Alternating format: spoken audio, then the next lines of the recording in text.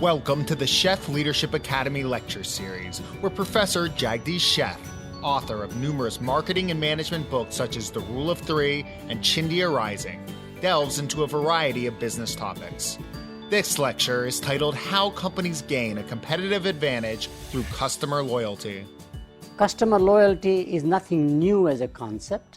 In the old days, we used to call it patronage, for example. Loyalty was always there in the good old days of the agriculture age, where you had every day the meat man, the ice man, the milkman came, and the bonding between the buyer and the seller was strong because the buyer was a consumer also, and the seller was a producer. So both had an emotional bonding, the pride of producing things and the joy of consuming things above and beyond just economic transactions. We call it relationship-based patronage. And it lasted for generations because families did not move as much in those days. They lived in the same house and multi-generational succession planning in the same house. Now comes the industrial age, where you have a separation of producers from consumers.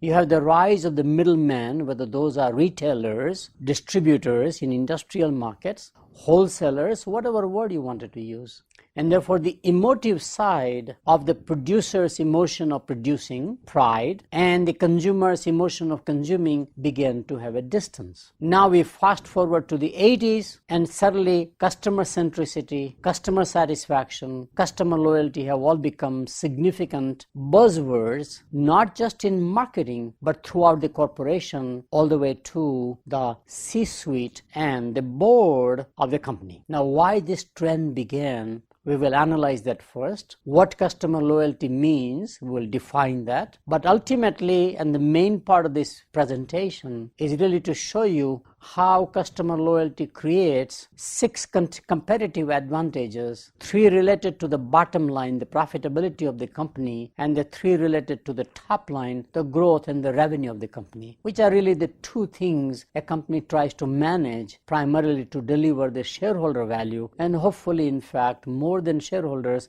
the stakeholder value. So let's start with the presentation. Why customer loyalty is so critical to business. Customer loyalty has become a strategic mission of most companies since the early 80s, as I mentioned, and there are several factors, especially in the US. For the first time after the first energy crisis in the 70s, there was a huge economic downturn in the US. US was not used to that. Remember, after World War II, US was nothing but a boom economy for almost 25 years. Comes to a crash, there is economic stagnation, and we now see the rise of competition outside of United States, such as, for example, Japanese companies competing successfully in America, whether it is in the automobile sector, the watch sector, the television sector, and then come the Koreans. Second, we had a massive restructuring because of the same, in fact, economic crisis created by the energy crisis. And for the same time, in fact, industry began to massively restructure. We invented words like re-engineering the corporation, downsizing, right-sizing, outsourcing, and that created a huge turmoil within the industry, within the company. In fact, for the first time you saw a horizontal mergers and acquisitions, which the governments had usually frowned as antitrust or anti-competitive. You begin to see now trading businesses within competitors. I sell you this product line so you can dominate that, you can sell the other product line to me, which was all a huge turmoil, and the only anchor and the only, in fact, sort of a safe beach that you could anchor your ship was the customer. So customer became a center of everything starting in the 80s. As if this was not enough, you had now the takeovers and spin-offs done by private equity companies. Remember Warren Buffett? He became very wealthy primarily because he used Berkshire Hathaway as a private equity company almost, buying out very, very inexpensive, great companies and began to restructure them. Of course, the best story I can talk is about Coca-Cola, which had just diversified into the water business, the wine business, even the Columbia Pictures entertainment business. After the investment by Warren Buffett and his company, everything is divested back to the core business, which says now you have to latch on to your core business and your core customers in order to survive and even grow or thrive. We also had surprisingly lack of industry growth. And whenever there is a lack of industry growth, there is a huge competition between number one, number two, number three player. They're all fighting for market share. And again, the only safe haven is the customer loyalty. Again, as if this was not enough, we certainly had the regional integrations. We created NAFTA in North America, Mexico, Canada, US. The ASEAN countries created ASEAN Bloc, the Asian countries, Southeast Asia, which is the Association of Southeast Asian Nations, about 10 countries there. Europe was thinking about creating the European Union around that time. They came out with a formula called EC92 that in fact by 92, 93, we should have a complete roadmap or a blueprint of integration. That means that the French and the Germans will trade more within the bloc than trade, let's say, France trading with America, Germany trading with America. And therefore, that began to intensify competition within the group. So the safe haven of government protection, trade barriers all began to crumble in order to create economic growth in the world, which put enormous pressure on competitive pressure on companies, and companies began to say, in order to sort of insulate myself from these pressures, I need to have customer centricity, customer loyalty, customer satisfaction. So what is customer loyalty? Customer loyalty is reflected in 4 different ways. First of all, it is just the attitude or what we call predisposition, liking. Other one is engagement. Loyal customers are emotionally bonded with the company, its brands, its products, and therefore would like to have a constant dialogue. And today with social media, that engagement is very obvious. Obviously, loyal customers give you patronage, and this is lifetime value pretty much, which is not just one transaction, but the repeat transaction. Not only repeat transaction, but one-stop shopping. They buy other products and services if they like you. So patronage is a third major component of defining customer loyalty. And the last component is that customers, loyal customers, become your ambassadors or advocacy, or they are advocates for you. They promote you to other customers who are not your customers yet. So customer loyalty is reflected in predisposition, engagement, patronage, and advocacy of your products and services by your customers. Think about getting a resource for marketing without paying anything. It's a no-brainer to actually leverage or create customer loyalty. So on the next page, basically I have written down in a sort of a flow formula. Predisposition is the starting point. Then you have the engagement interaction, can be pre-sale interaction, wanting to know more information, etc. And then post-sales interaction through customer support, results into liking, as I said, patronage, and ultimately advocacy. I wanted to have this chart to show you that each one of them, we measure it in a very specific way. So predisposition is measured by liking. Attitudes in the old days we talked. Today, of course, you have the thumbs up, thumb sign, liking, not like signs on social media. Engagement is measured through interactions. Patronage through a concept called lifetime value of the customer, and we'll talk about that in some details, but it is much more massive compared to a single transaction. And just to give you a preview, a typical grocery store, a supermarket, the lifetime value of a family, a household, over let's say 15 years of life, often now today at least exceeds $250,000. Each transaction may be $50, $60 at a checkout counter, but it all adds up over time. This is just one of the several components of customer lifetime value. So that's how it is measured.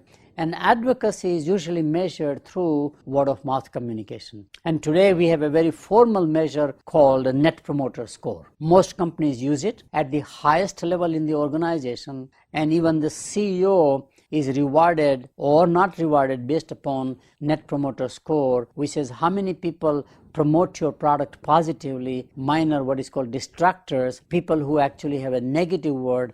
And there is a formula. It is used very regularly as one of the key measurements of the performance of the organization along with the financial measurements. So customer loyalty is also referred to quite often as customer equity, or It is also measured as customer asset, and it is usually reflected as an intangible value of the customer, and it is often in fact off the balance sheet a value that is created pretty much by the customer equity. Just like we measure brand value through interbrand studies, where nowadays I guess it's Apple that comes out number one, Google number two, Coca-Cola now number three, used to be always number one. But there you have the value of the brand as a standalone entity, independent of its products and offerings. There is a similar standalone value of the customer equity, and that is an intangible asset. Sometimes we call it goodwill in some fashion in a buy or sell or in merger, but it's very massive. So basically, customer loyalty is not only producing financial performance quarter by quarter, annually, but it is also a balance sheet activity, asset building activity. Now, how do you generate customer loyalty? This is a typical what we call a $64,000 question. Nowadays with inflation we can say it's $1 million question, okay? But there is no such thing as a secret formula. So I've titled this particular slide as not so secret formula of generating customer loyalty. It's very simple. It's a question of how can you do it, not what you should do. Offer a superior product, first component of generating that loyalty, at a competitive price, a second component, not at premium price, in a customer friendly manner, third component, and then you always have customer on your side, not only for the first time buying, but for repeat buying and a lifelong relationship. Of course, customers' expectations will change over time, and therefore what is accepted today may not be as accepted tomorrow, which means you have to constantly improve your product, improve your prices, and improve your customer service, customer support. All those things are moving targets, and there is no upper limit. This is where I believe the Japanese belief there is no some such thing as practice makes perfection. Practice simply makes improvement. There is no upper limit, which is a very important concept, because often in business we believe we have reached the asymptote or conquered the Mount Everest. There is no Mount Everest. You have to continuously climb in this business, which makes it very difficult for many companies to sustain long-term competitive advantage through customer loyalty. They plateau themselves, and somebody else comes and does a better job. I mean, we have seen this in the auto industry, we have seen this into operating software industry, cell phone industry, anything you can think about. With the three components, superior product at competitive prices in a customer-friendly manner service, ties into three roles of a customer, because a customer is not only a buyer, customer is also a payer, and a customer is also a user. And each one of those is satisfied by those three major benchmarks or initiatives, and you must exceed expectations for each of the three roles, as I mentioned. And as I said, it's a continuous journey. There is no destination. So let me come to the main slide, which is the important one, 6 competitive advantages through customer loyalty. So this is a very busy slide, but I will talk about what it is. Customer loyalty goes to the bottom line directly of corporate performance, which will usually measured in 2 ways. One, of course, is profitability, and the other one is the growth. In fact, if you take the S&P 500 companies and look at the total shareholder value, total return as it is called, it is dividends plus growth. Dividends come from profits, and growth comes from future positioning of the company. And by the way, all the data shows you that dividend is about 20% of the value appreciation, 80% is growth, which is fascinating. And if you don't have growth, you have to pay more dividends or buy back shares, whatever you do, give back to the shareholders. And therefore, I like the total return concept. It's a combination of profitability and growth. And then so I model this whole formula around the 2 financial objectives of a corporation, namely quarter by quarter profitability performance, net income, and also in fact a growth longer term. There are 3 ways customer loyalty delivers profitability. One is by repeat buying. Other one is that it allows you to command higher prices than competition, little more margin, and it also is a great insulation during a corporate crisis. Those 3 directly are cost reducers in many ways, and therefore we'll talk about those 3 on the profitability side. The other 3 are on the top line growth related, which is word of mouth. Your loyal customers generate new customers much more effectively, much more efficiently than any amount of money you will spend on your own. One-stop shop, another way of increasing top line. And a third one is, often surprisingly, loyal customers give you so much of feedback and co-create new products and new ideas and new innovations, which is a top-line growth model. So let's go each one in some depth. Repeat buying results into what we call experience curve. While we have studied experience curve in operations, manufacturing, supply chain, we have really not studied the same experience curve and modeled it in the post-factory activities, customer-facing activities. So if I plot repeat buying against the cost of serving the customer ex-factory, all the costs after the factory production, or after getting the product if you are a retailer, cost of goods sold as we call it, you find fascinating that curve is actually exponential, not linear. What does that mean? It says that first purchase and the second purchase itself has a huge cost reduction, third purchase is a further cost reduction, and after 7-8 purchases by the same customer, it tends to plateau at some minimum cost of serving the customer. But at the plateauing level, at the low and at the first customer level, the gap is enormous, which all results into bottom line profitability. Now, how does this happen? Or what are the implications of experience curve? Experience curve, scale does not matter. While we teach economies of scale all the time and sometimes economies of scope, this one basically says that even both small and large companies benefit from the experience curve. So whether you are a niche player or you are a huge, large, volume-driven player, it makes no difference, which I think is a very important aspect of experience curve, different than economies of scale cost curve. In order to achieve experience curve, which is that sharp declining cost of repeat buying, customer selectivity is very important. And unfortunately, most companies really do not have a practice of selecting the right customers in the first place. You cannot satisfy all the customers in the marketplace. And therefore, which customers should you target? Which customers should you select? How do you select a good prospect actually? And from prospect to a customer, for example, are the skill sets we need to train our salespeople. And therefore, customer selectivity is very key. Not all customers will be loyal to your products and services. Third, you can neither manufacture nor can you buy customer loyalty. You have to earn it. Let me repeat this. This is such an important message. You can neither manufacture nor can you buy customer loyalty. You must earn it. What does that mean? It says that your operations and executions should be flawless to a level that it always exceeds customer expectations. Hopefully it exceeds customer expectations to a level where customers are delighted. They are not just happy. They are not just satisfied. The more you create a customer delight, the better off you are. And you cannot do that by simply over-promising and under-delivering. In fact, you should do under-promise and over-deliver. Second major profit-oriented benefit is commanding higher prices. If a competitor wants to capture your loyal customers, it must provide significantly better value than what you do. Let's say disruptive product innovation,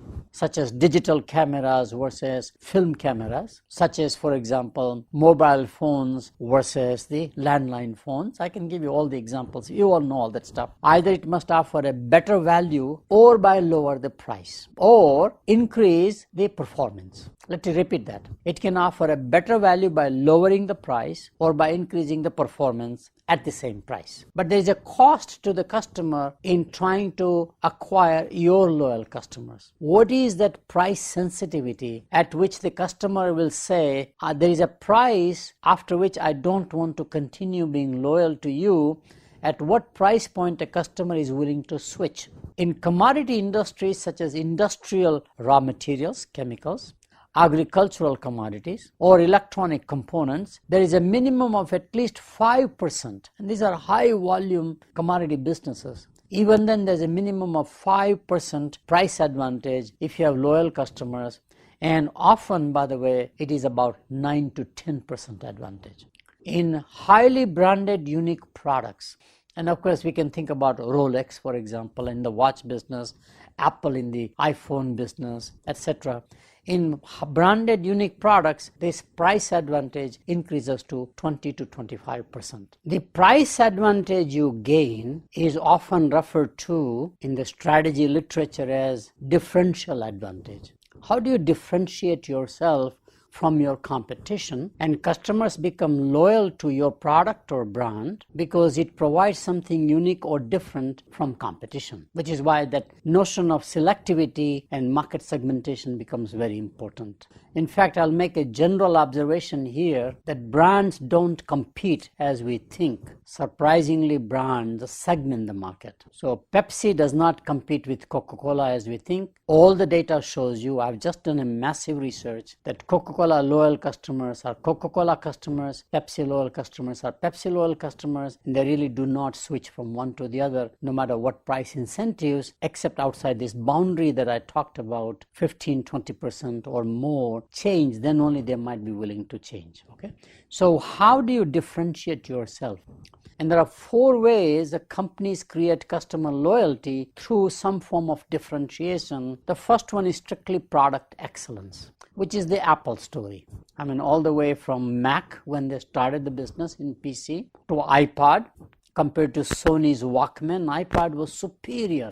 It could store a lot more, songs, whereas the Walkman could not store the songs. It was basically, in fact, listening to the radio in some fashion. Think about that, because Sony's origin comes from radio, transistor radios. Walkman was simply made it portable and maybe more better acoustics. Here the concept was that I have a whole library I can carry with me of thousands of songs, and I can individualize. So iPod was a huge success. As if that was not enough, the iPhone, when everybody was in the phone business, mobile phones, Motorola as an inventor, Nokia, for example, BlackBerry, but suddenly the iPhone became the rage because the product was so superior, at least from a user consumer viewpoint, and therefore it became the norm. While not only it's a huge consumer market, but today you see iPhone utilization, especially the iPad, which is another innovation they have made, as basically used by salespeople, by technicians, service customer support people, by everybody. So it's becoming more an enterprise product, not just the consumer product. So product excellence. Other one is just service excellence. Product is the same like an airplane, but the way you design the interior, the way you organize your flight attendants, your check-in procedures, end-to-end touch point. Singapore Airlines is always considered one of the best airlines in the world because they have a huge customer service excellence. By the way, that is true of most Asian carriers in my experience. Cathay Pacific from Hong Kong, ANA, All Nippon Airways from Japan, Korean Air, they're all in a level of excellence that you simply get delighted. You are not just happy, but you get delighted. They anticipate your needs in some fashion. They remember pretty much. They clean the washroom after everybody who visits, for example. Kinds of little things that they do make you comfortable. Next place where you can differentiate is customer-oriented culture. Everybody is around a passenger or a customer.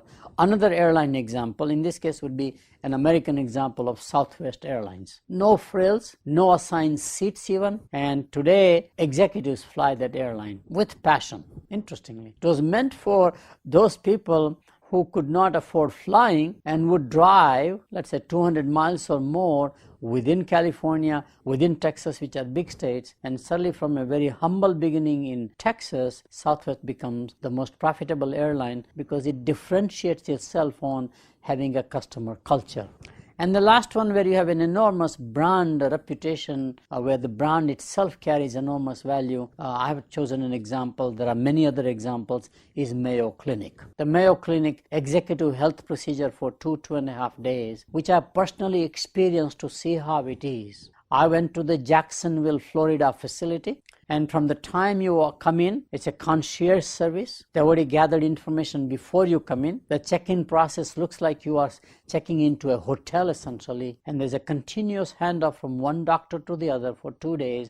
And at the end of the second days, you get a complete review about what is your health. Service excellence, reputation, patient centricity, product excellence all come together, which is a holistic or a gestalt brand reputation. Mayo Clinic in healthcare delivery, Cleveland Clinic, those are the kinds of role models that people talk about. The next one is how do you sustain profitability during a corporate crisis, which is a major cost center. Corporate crises are costly and often devastating to the company. And we have some recent examples of how companies are going through corporate crises, like the British Petroleum BP for the Gulf oil spill disaster, or Exxon Mobil, for example, the Alaskan disaster, environmental, etc., which is happening. So recently we have seen some cruise lines, remember, where everybody gets some bacteria infection.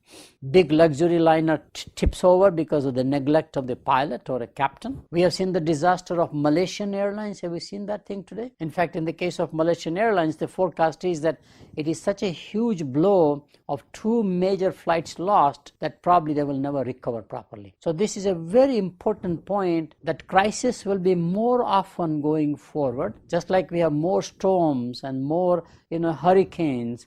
Because of whatever reason, given that phenomenon, cost will be rising, risk will be higher, and therefore one of the ways to minimize the cost and the risk and to survive, recover, and hopefully thrive is customer loyalty. So sustaining through a corporate crisis through customer loyalty is very key. A company survives, as I mentioned, recovers, and even thrives after a crisis if it has a strong customer loyalty. And here are very good examples. Historical example is Harley-Davidson, almost going toward a Chapter 11 bankruptcy. People had wrong associations with the company, like it is meant for, the Hells Angels, radical people in the society, rebellious people. It is not mainstream. Here was a Honda motorcycle taking over market, and suddenly the company wakes up. It had a brand equity, a loyalty, and turns it around, a fanatic loyalty. And today Harley-Davidson is thriving. Not only has it survived the crisis, but it has actually thrived through the crisis. More recent example is Toyota. Remember, it went through brake pads and all those things, which was an embarrassment to a Japanese company who always believe in precision and quality to a level that we all respect and admire. So Toyota went through a crisis, but it has survived. But on the other hand, people are questioning whether General Motors, with all the quality issues and recall, etc., whether it is likely to survive or not. Hopefully it will survive. It's a great corporation, but customer loyalty is very important in all these situations to survive for the future. So what kinds of crises are we talking about? I find that there are 4 key sources where the crises come from. At least we have some research in these areas. I'm sure there are other crises that we have not even known, and they may be discovered or invented in the future. The first and the major crisis often arises through product tampering. Company is brilliant, doing very, very well. Obviously, the customers are loyal, but somebody outside uses that company's product for its own, let's say, social agenda, political agenda, or whatever agenda they have. So we had a very famous case of Tylenol, remember, which is a great, known aspirin essentially. Very loyal customers, all doctors recommend it for blood thinning purposes, has less side effects than aspirin, for example. And it was tampered. Somebody put something inside, whatever they did, some people died in the process. And the way Johnson & Johnson, which owns that brand, managed the crisis with loyalty of the physicians, loyalty of the hospital, and of course loyalty of the patients. Great classic story we have talked about all the time. We teach that in the typical strategy and marketing classes. Today, of course, is all about software virus. Have you seen how much virus is now infected into an operating system? So you have this virus, cyber attacks, etc., which is all product tampering. You are doing a great business, customers are loyal, but somebody else wants to interfere that relationship. Second one often is internal problems, operational breakdown.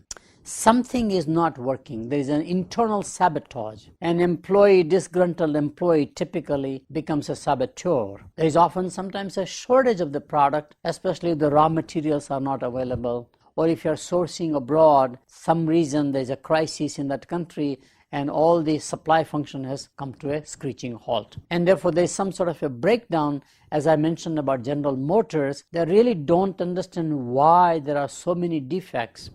And by the way, the real operational breakdown I find in recent days a great new generation aircraft made by, in this case, Boeing, what's called the Dreamliner 787. In one of my books, 4A's of Marketing, we have made that as a great product meeting acceptability, affordability, accessibility, standards of a customer, airlines, for example, and passengers going through enormous problems. So we have a huge problem through operational breakdown. That aircraft has fire in the battery fire, that aircraft has some mechanical problem, and they don't know why. We think it's because they have a huge supply chain worldwide and the quality standards were not agreed upon up front. Everybody's discovering some problem or the other. The third area, there's a lot of research as well as, in fact, publicity in typical mass media like New York Times or Wall Street Journal, Financial Times, is unfair competition. And these examples come where somebody, usually a competitor, spreads rumors about your company's product to jeopardize its reputation and excellent customer loyalty and the relationship. McDonald's has gone through so many rumors about their products. So has Coca-Cola. That Coca-Cola actually has more like cocaine inside. That Coca-Cola is more harmful, one or the other. And you have to learn how to survive all these rumors which can destroy the reputation of a brand and therefore the business. We also find that sometimes unfair competition comes when there is a competitor from outside the country try to enter your market by doing unfair competition, for example, by dumping, as it is called, which means offering the product cheaper than what is costing them. And obviously, lots of people recently have been questioning China doing that worldwide to gain world market access. So people in India are complaining against made in China products. People in America are complaining made in China products. People in Europe are complaining, and they're saying this is unfair competition, that China does not really have a real cost advantage. It is going to use this thing as a way of entering the market. But remember, you can't blame China. This is done by every country. Many countries have agricultural subsidies. United States is famous for having agricultural subsidies for its cotton, for its soybean, for its wheat. So is Brazil. So is Japan, which would not allow actually to enter anything that is rice or agricultural because the farmers' lobby politically is very strong. As we used to have a strong tobacco lobby, for example, because there were states where tobacco was the only livelihood, such as in South Carolina, Virginia, etc., North Carolina, South Carolina, Virginia, etc. So unfair competition is the third major source of having corporate crisis. Again, customer loyalty is your real anchor.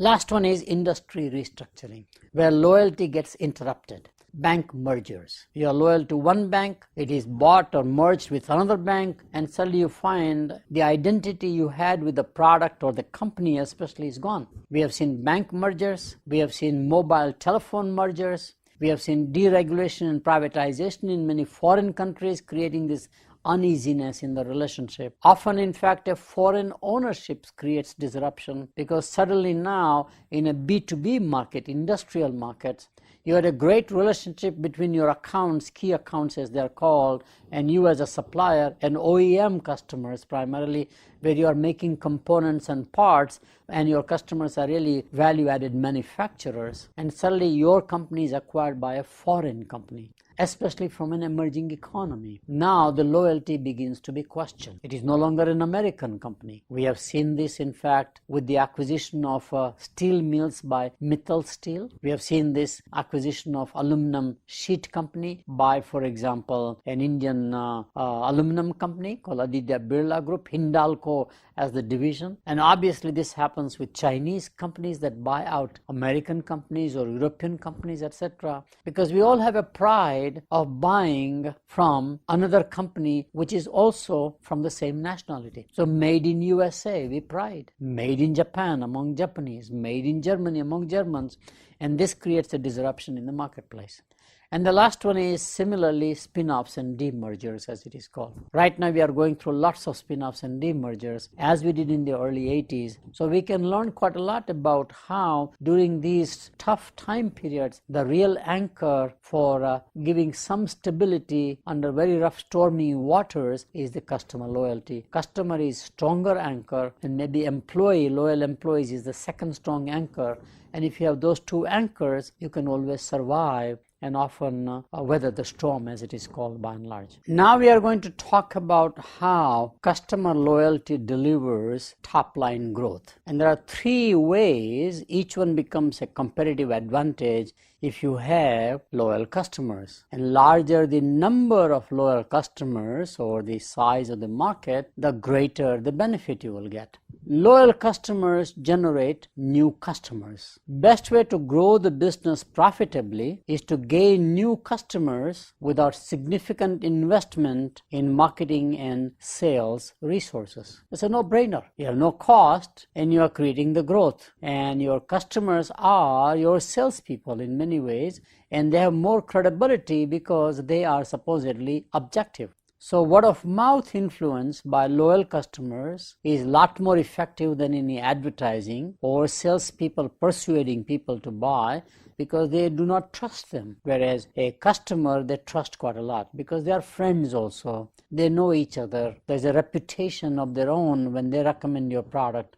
So word of mouth influence by loyal customer is always more effective than any other type of influence. This word of mouth is very important in those purchase choices which are usually risky and complex, where the new customer finds that if they make a wrong choice, it is going to generate some risk. This is called a perceived risk theory. And perceived risk is a very important understanding of consumer psychology. And what I've done therefore is to analyze how loyal customers reduce that risk in the minds of a prospect so that they become your customer. In B2B market, often these are called reference customers, which means if they bought your product, the rest of them believe that you have such a great knack of evaluating the right choice, the right vendor, and therefore they basically use you as a surrogate for what they cannot technically do it or what they are incompetent to do it. We also call them opinion leaders. So your loyal customers become your opinion leaders. But unlike the old opinion leadership theory, it is not like one group of people, but this is anybody who is your loyal customer. We says we have a democratization of opinion leadership, which is a very powerful concept.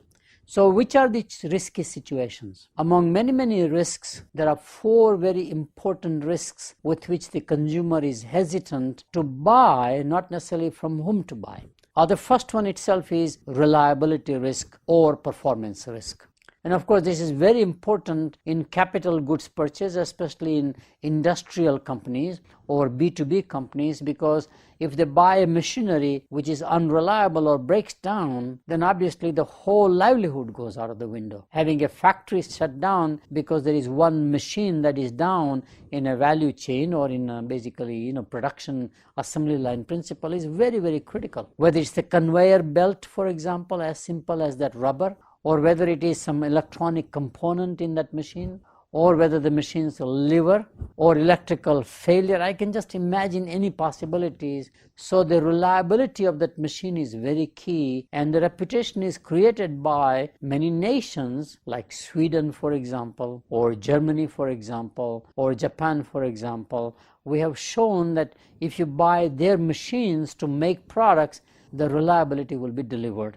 On the other hand, machines made in China, to some extent even machines made in Korea or made in India still have that image problem. And sometimes it is not just an image but a reality also. So first one is reliability risk. Second one is a safety risk. Even if the product performs very well, it may have side effects or collateral effects which one needs to understand. And this is very important in the drugs, whether those are over-the-counter drugs like antacids, for example, or prescription drugs that you take for diabetes or for blood pressure or for any chronic diseases, cholesterol, whatever it is turns out to be. So drugs have enormous side effects besides offering efficacy, which is the reduction in the illness or symptoms, whatever it is. And we find the same thing true when you do expeditions. So you want to go Mount Everest climbing, or you want to go deep sea diving someplace, which has a huge amount of safety risk. So safety risk is another major area where a word of mouth communication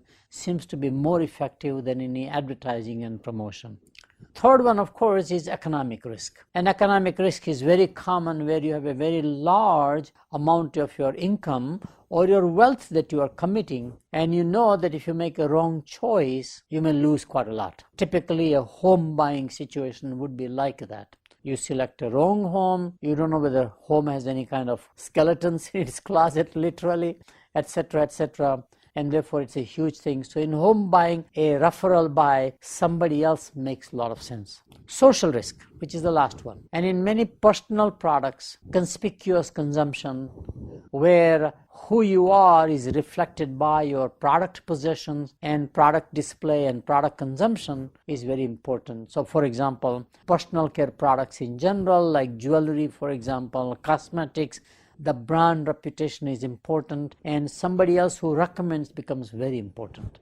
But it is also true in a B2B market. In fact, I have interviewed quite a few purchasing managers in my early days, like in the 60s, for example, where they're all risk averse.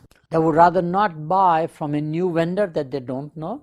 They would not like to buy from a foreign vendor because they worry about not only having a risk on the company, but risk on their own job and the career by making a wrong choice. So they are rewarded or punished, incentive or disincentive, based upon the choice, the judgment, which is what management is all about. So in a B2B procurement, quite often you find the incumbent, well-established vendor who has a strong customer loyalty becomes a great advantage. IBM always had that advantage. And they used to even call it, in fact, the FUD factor, often create a fear, uncertainty, and doubt in the mind of the procurement of your purchasing manager about any new vendor who is as yet not proven primarily. Second, top line growth. Customer loyalty encourages one-stop shopping. Loyal customers tend to buy other products and services from the same company. The best example I can think about is Amazon. Think about Amazon. It began primarily as an e-commerce for home delivery of a book, competing against bookstores. But today, I'm absolutely shocked to find some of my younger colleagues ordering Amazon toilet tissues, sort of a daily necessities, paper products, anything. Why? When you analyze it, which I will share later on, it's because everything is in place. I see the same thing happening. Payment system is in place. Ordering system is in place. You don't have to talk to anybody. It's an online order. It delivers. They keep you tracking everything. And that happens with a company like Amazon. I'm finding the same thing with Uber. Uber, actually, you have established an account. No matter which city you are, nowadays in the world, surprisingly, if you wanted a taxi, real time, you get it delivered. And there's no hassle, no waiting time. You know exactly the driver's ratings, when the driver is supposed to show up, how fast, and you have a payment system in place. Again, that one-stop shop advantage comes in. IBM had that advantage before, and AT&T in the mobile phone is now bundling, as you know, both the internet and the cable, etc. It's basically a bundle offering by and large. Loyal customers or customer loyalty encourages one-stop shopping, as we gave some examples. Why? The first major reason from a customer viewpoint is that it gives them an economy of procurement, the buying power. So often, if I buy multiple products from the same company, the company is willing to give me preferential prices or preferential service or something like that. But here my focus is on a price reduction of some sort that you get by having a second product costing you less than the retail price, whatever it is. It also gives you better customer support because now you become a significant and even a strategic customer from the vendor viewpoint. Banks, this is very common. So you have now a relationship manager even who says, I will take care of all the bureaucracies within the bank if you have an account with me, and you not only just have a checking and a savings account, but you also have, in fact, insurance from me, securities from me, just goes on other financial instruments. This is an advantage of many companies which are in the wealth management or financial services programs like Edward Jones, for example, Ameriprise. These are basically consumer-centric retail organizations. Disadvantage of better, in fact, customer support is much greater in B2B markets. In other words, where you have a key account and they are buying everything from you. Like you are a Dell house. All your divisions, etc. My university is a Dell computer house, which means all departments, medical school, business school, have to buy the Dell computers. Others may be, in fact, Microsoft house. Others may be an IBM house, etc., as we talked about. Third major is it's more convenient. As I mentioned, my young people think nothing but to order everything from Amazon because it's a convenient also. And they buy anything, which is absolutely mind-boggling. And I still have not done that myself, buying my normal products, through Amazon. I only buy books so far, but eventually Amazon will deliver local delivery of your groceries, for example. So more convenience. And the last reason is that often when you want to buy a product from a different vendor, another product, then you have a whole uncertainty because you still have not engaged in a relationship with that vendor. So to avoid uncertainty of doing business with unknown vendors, you begin to say, if the company you are loyal to offers the same product, I would rather buy from them unless there's a huge price difference. As I said again, that 15-20% price advantage also comes in the sense that the company you are loyal to will offer the same product at the same price. It's a no-brainer, you will buy from them. So customer loyalty encourages one-stop shopping. The last element of one-stop shopping is what we talked about earlier, lifetime value of the customer or lifetime value. As I mentioned earlier, if you just add up those little transactions over time, in fact, more littler the transactions and more often you do it over a longer period of time, it adds up. So you may be ordering pizza regularly from Domino's, but over the life of your consumption of Domino's or pizza in general, it adds up to Domino. That will be true of a specialty retailer. That will be true, in fact, of a mass merchandiser like a Walmart. I think the numbers will be staggering if a loyal Walmart customer goes to Walmart to buy everything, especially more high-priced units like a television set. I was surprised to find out that people buy diamonds at Walmart which are unbranded, but Walmart is the sign of reputation, reliability, refund policy, whatever it is, and loyal customers at Walmart shop at Walmart. We had lots of stories talked about that, about Target loyalty. Target was this sort of a chic way of pronouncing it. There are fanatic loyal to Target for whatever reason. Their merchandising, the soft goods, the clothing, etc. Of course, after having the problem of hacking with their database, with their credit card thing, it has had some tarnish. It's a corporate crisis management, especially where the accounts are tapped. Like Home Depot has gone through that recently, etc. But my view is that lifetime value is another way where one-stop shopping becomes a huge advantage to the company's top-line growth, and that's true for grocery stores. Today in my grocery store, I can buy things I never imagined I will have to buy. I can buy my prescription drugs, over-the-counter drugs, so my drugstore is not as necessary for me as my grocery store, right? Utilities have found the same thing. Lifetime value of a customer is enormous for electricity, for natural gas, for water, whatever we buy. IBM understood this long ago in a B2B, in the computer business. And of course, as I mentioned, AT&T is understanding both on the enterprise side as well as on the consumer side. The last major way of creating value on the top line growth value for the company through customer loyalty is often a co-creation of value, and often product innovation is created by the customer as a user. They find something is not working into the ecosystem and they innovate.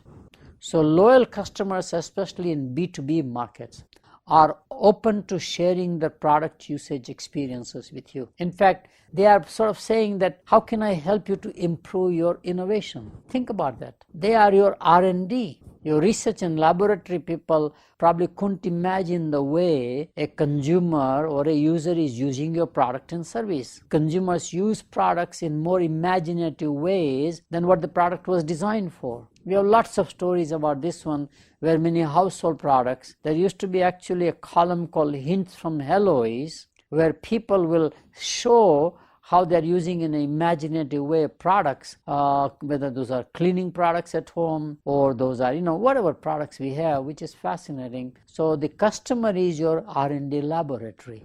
And it gives you enormous advantage because customer is more than willing to share that experience they use in terms of improvising with the product, doing the value add for the product, etc., and they're willing to share. Loyal customers are also willing to co-create value by partnering or joint venturing with suppliers, much more true in a B2B environment. And therefore many smart companies, let's say in construction equipment business or in automobile business, often have supplier partnering relationship, where with supplier and themselves together co-create the value.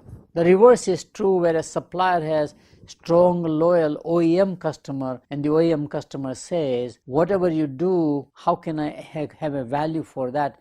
Can you create value for me? It's called customer business development, CBD. It is very true, for example, for companies like 3M, which innovates quite a lot but does not sell to the end users as they sell it into the automotive component sector, for example, or healthcare sector, for example, and they create the value, co-creation of value. My personal experience has been with the co-creation of value between Sears as a retailer customer and Whirlpool as the manufacturer of appliances. That symbiotic relationship, designing the next generation of washing machines by sharing technical information, is about 75 years old so far, and nobody has been able to break into that relationship. It's a co-creation of value. And sometimes you have a formal joint venturing, a formal contract to create something together as a standalone subsidiary or an activity.